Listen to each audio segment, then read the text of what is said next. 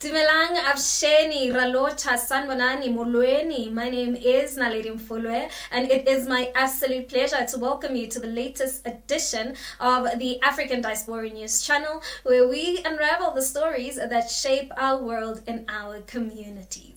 Now, in today's segment, we turn our attention to a controversy on social media involving a TikToker named Travis, whose recent video has created an outrage and debate, right? Now, Travis, who identifies as a white South African, recently posted a video on TikTok responding to a question he claims to have been asked by Americans, which said, "But you can't be South African, you're white." Now, in the video, Travis attempts to address this question in a way that he likely thought would be humorous, I don't know, but he demonstrates his response by putting a pencil through his hair, which is an apparent attempt to, I don't know, prove his whiteness or Africanness.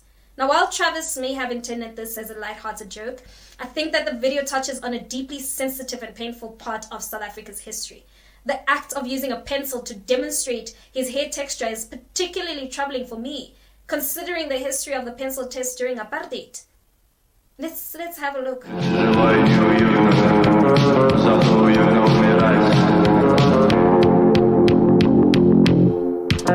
Now, for those who are unfamiliar with the term, the pencil test, it was actually a dehumanizing method used by the apartheid government to determine a person's racial classification.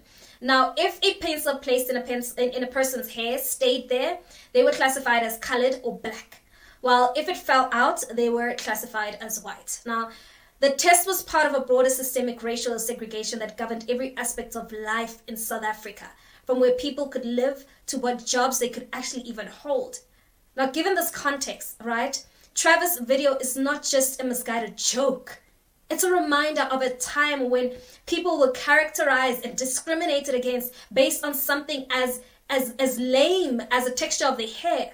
Now, for many South Africans, right, particularly Black South Africans, this video is deeply offensive and hurtful, as it seems to actually trivialize the very real suffering caused by apartheid's racial classification. And in my view, Travis' video is not just in poor taste, it crosses a line into racial insensitivity.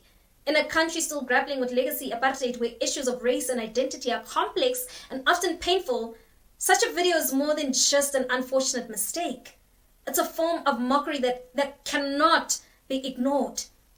Now, social media platforms like TikTok have immense power to shape conversation and influence opinions, especially among younger audiences. And this means content creators like Travis have a responsibility to be aware of the historical and cultural significance of their actions, particularly when addressing issues of race.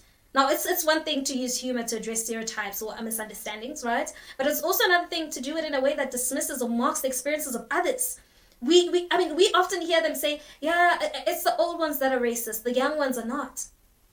Okay, so what is this?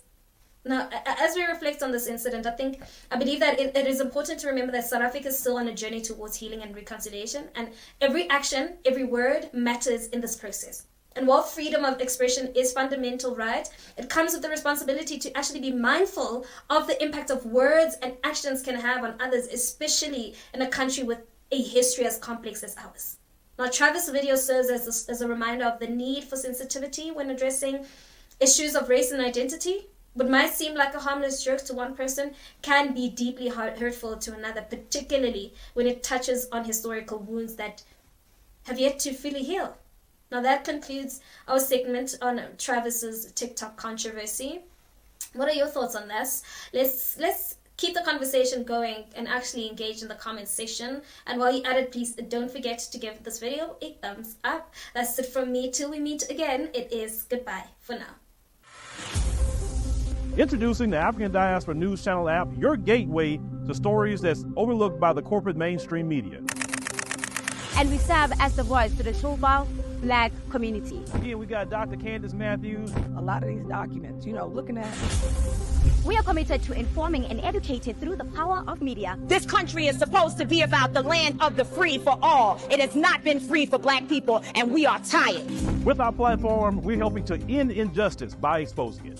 Join us in standing for excellence in journalism and serving our community. Download the African